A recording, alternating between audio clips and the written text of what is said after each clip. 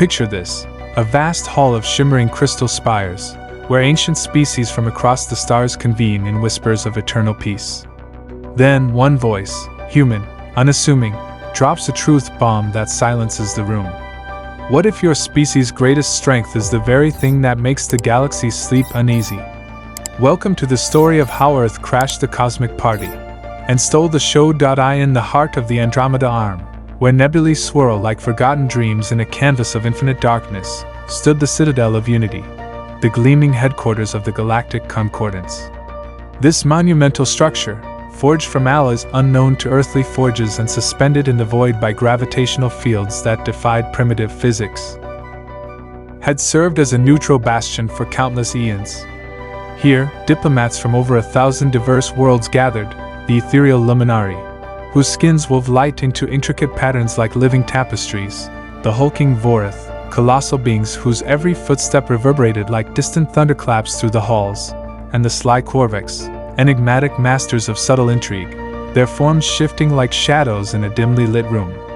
These beings debated intricate trade routes that spanned light years, mediated tense border squabbles over resource-rich asteroids, and collectively patted themselves on the back, or the equivalent anatomical features, for upholding a fragile, hard-won peace that bound the stars together. Yet, amidst this age-old harmony, nothing could have prepared them for the latest anomaly emerging from the uncharted fringes of Sector 47, a rogue planet designated Sol 3, a blue-green orb teeming with a species that had astonishingly clawed its way from the depths of primordial ooze to launching orbital fireworks and rudimentary space probes in what amounted to a mere blink in the grand cosmic timeline. Humanity. The initial Scouts reports painted an underwhelming picture at first glance. Primitive technology barely scratching the surface of faster-than-light travel, endless internal squabbles over scarce resources like water and minerals, and a disturbing penchant for self-inflicted wounds through conflicts and environmental neglect. The council members chuckled, or emitted whatever sonic or visual equivalents passed for laughter in their varied physiologies, dismissing the humans as yet another fledgling race. With a sense of benevolent superiority, they extended a formal invitation for uplift protocols, the standard procedure for integrating upstart civilizations, join the Interstellar Club, adhere to the established rules, and contribute something quaint, like exotic grains from their fertile fields or artisanal cheeses crafted from bovine milk. Enter Ambassador Marcus Hale, a figure far removed from the polished, Ivy League-educated diplomats one might expect in such a high-stakes encounter. Instead, Hale was a grizzled ex-Marine turned seasoned negotiator, his face etched with lines from years of service, salt and pepper stubble framing a jaw set like granite, and eyes that had pierced through the haze of sandstorms and forgotten, war-torn deserts on Earth. He wasn't selected for his diplomatic charm or eloquent speeches. No, when the United Nations drew lots amid tense deliberations, the top brass opted for someone who could bluff a poker hand against the event horizon of a black hole without flinching. His briefing was straightforward and laced with caution. "Tell them we're friendly folks," it read, "but make damn sure they don't mistake us for pushovers easy to steamroll." The human delegation materialized via a shimmering wormhole relay, a technology borrowed from early alien contacts that still felt like science fiction back home. They stepped into the Council's grand amphitheater, a colossal space where holographic banners fluttered in artificially simulated winds, and the atmosphere buzzed with advanced translation fields that rendered every language into perfect comprehension. Elder Vorska, a venerable luminari whose tendrils glowed with the intensity of fiber optic cables pulsing with data, presided over the proceedings from the elevated central dais. Her presence commanded respect, her form radiating an aura of ancient wisdom. "Welcome, representatives of Sol 3. She intoned, her voice resonating like a cascade of harmonic chimes from a celestial orchestra. "The Concordance extends its fraternal embrace to you. Share with us the gifts of your world, that we may weave your thread into the grand tapestry of galactic unity." Hale positioned himself alone at the podium, unaccompanied by any entourage. They remained vigilant back on the shuttle, prepping for any unforeseen contingencies with the precision of a well-oiled military unit.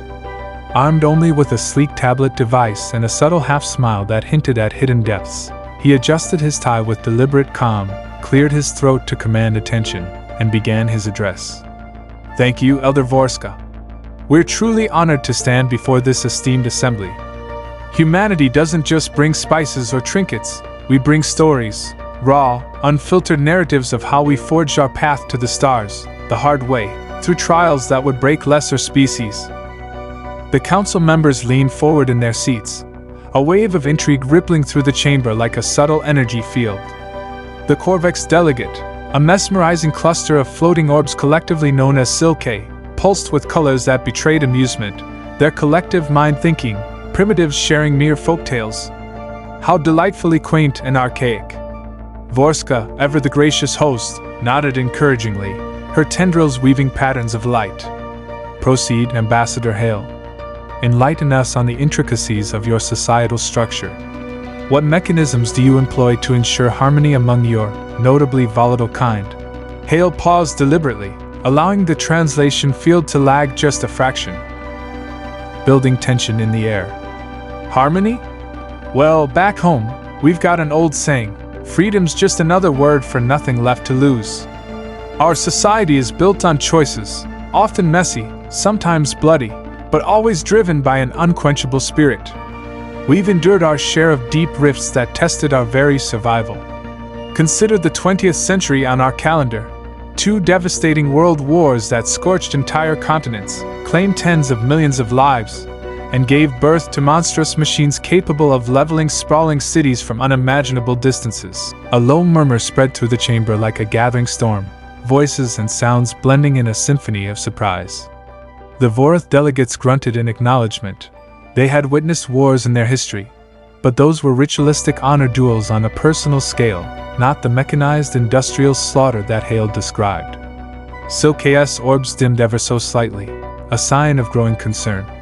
Casualties numbering in the millions? For what conceivable territorial gains or resource acquisitions? Hale's eyes hardened like tempered steel, yet his tone remained deceptively light, as if he were merely recounting a rowdy bar fight from his youth. Gains? Not always about land or loot. Mostly ideals, fighting for freedom from oppressive tyrants, redrawing borders in the fires of revolution. We engineered tanks that thundered over muddy trenches like unstoppable behemoths crushing sandcastles underfoot, fleets of planes that blotted out the sun like swarms of mechanical birds, and bombs that vaporized steel and stone in blinding flashes. But here's the real twist that defines us. When the smoke finally cleared and the ruins smoldered, we didn't just conquer and subjugate. We rebuilt from the ashes, extended aid to former enemies, shared technological advancements, and even formalized apologies in treaties as thick and dense as my grandma's legendary fruitcake, baked with layers of history and regret. Vorska's tendrils flickered erratically, a clear indicator of budding unease amid her composed facade. A fascinating display of resilience, indeed. Yet such excessive violence suggests inherent instability in your societal framework. How do you contain emerging threats? Our scouts reports indicate no substantial standing fleet beyond scattered orbital debris and experimental prototypes. The pivotal moment, the turn in the conversation that Hale had anticipated. With a confident tap on his tablet, he projected a simple yet captivating hologram, Earth's blue marble rotating gracefully against the inky void of space, continents and oceans rendered in stunning detail. Containment? That's not our style. We adapt, evolve, and overcome. On Earth, threats lurk everywhere, from colossal asteroids hurtling through space, to rampant plagues that sweep across populations, to conflicts born from our own divisions. So, we got creative, turning necessity into innovation. Ever heard of a concept we call nuclear deterrence? The hologram seamlessly shifted to depict a massive mushroom cloud erupting over a remote test site, its silent expansion conveying raw, searing power. The chamber plunged into a profound quiet, the kind that follows a thunderclap. A younger Corvex orb, perhaps a junior delegate, bobbed forward inquisitively. An energetic reaction of some sort? Utilized for large-scale excavation or planetary engineering. Perhaps? Hale let out a low, dry chuckle that echoed with wry humor. Excavation? Sure, if you consider redecorating an entire landscape in one go. One of these detonations packs the destructive punch of a small moon fracturing apart in a cataclysmic event. And we've stockpiled thousands of them, poised on hair-trigger standby across our world. We term it mutually assured destruction, MAD for short. It maintains peace by guaranteeing absolute hellfire if anyone dares to blink wrong or make a false move. Gasps reverberated through the hall, genuine, visceral reactions even from species lacking conventional lungs, their equivalents conveying shock. Vorska's luminous glow faded to a subdued amber, a luminary sign of alarm. You wield such cataclysmic power, without any oversight from the Concordance or similar bodies? This directly contravenes our established uplift edicts for emerging civilizations. Edicts? Hale echoed, leaning forward with a measured intensity that commanded the room. With all due respect, ma'am, we penned our own rules long before we knew of your existence. After mastering those bombs, we turned our gaze upward to the stars and declared, "Screw the odds, let's conquer the void." Our Apollo missions blasted off using fuels refined in wartime labs. Our probes ventured to the outer edges of our solar system on budgets that could erect entire metropolises. But make no mistake, we're far from angelic beings. We've delved into the shadows of science, engineering viruses that can rewrite DNA at a molecular level, deploying drones that hunt with autonomous precision guided by neural interfaces, and developing AIs that simulate entire wars before the first cup of coffee is brewed in the morning. He paused strategically, his gaze sweeping across the assembled faces, or their alien equivalents, gauging reactions like a seasoned tactician. The Vorith shifted uncomfortably in their massive seats, their armored hides creaking under the strain of tension. Silk-KS orb cluster spun in erratic patterns, a visual cue of internal turmoil. Undeterred, Hale continued, his voice adopting the rhythmic cadence of a master storyteller drawing listeners into the fold. Allow me to paint a vivid picture straight from the human strategic playbook, one that's been honed through centuries of adversity. Envision your proud, gleaming fleet approaching a contested world, only to encounter unexpected resistance. Back on Earth, we've dismissed that as just another Tuesday, routine business. But our response? Layered and relentless. First, swarms of intelligence-gathering micro-drones, smaller than your tiniest appendage, infiltrating every crevice to map shadows and vulnerabilities. Then, elite special operations teams, ghosts materializing from the night, armed with railguns that pierce through starship hulls as effortlessly as a hot knife through butter.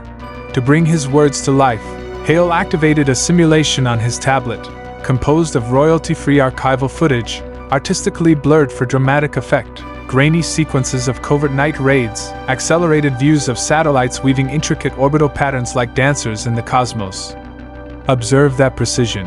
SEAL teams inserting via advanced submersibles without so much as a ripple on the surface.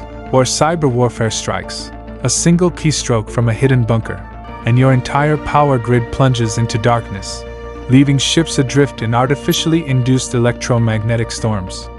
We prepare for these scenarios not just in classified bunkers, but in everyday games, virtual battlefields where even our youth command vast armadas, iteratively tweaking tactics until the break of dawn. What starts as play evolves into prophetic strategy, forging minds ready for the unimaginable. Introducing a fresh analogy as original as a comet streaking through uncharted skies, Hale elaborated. Consider us akin to that tenacious underdog vine in your sophisticated hydro gardens, Elder Vorska. It doesn't overpower the mighty oak with brute size or force. Instead, it weaves insidiously through the smallest cracks, anchoring roots deep into even the most poisoned soil. We don't charge headlong into battle, we endure hardships, evolve strategies, and ensnare adversaries in webs of our own making. The council stirred restlessly, a palpable shift in the atmosphere as delegates exchanged uneasy glances or signals.